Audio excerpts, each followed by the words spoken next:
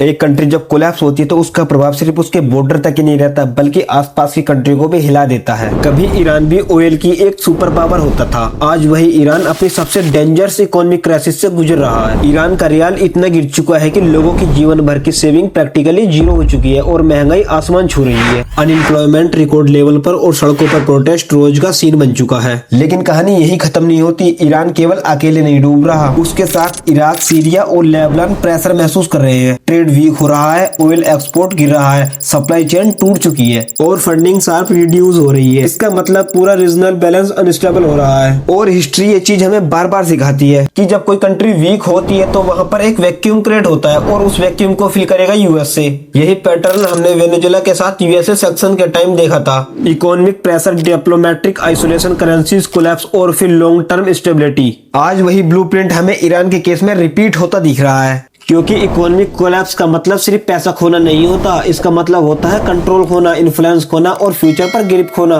तो सबसे बड़ा सवाल ये है कि क्या ईरान यूएसए के लिए नेक्स्ट वेनेजुएला बनने जा रहा है?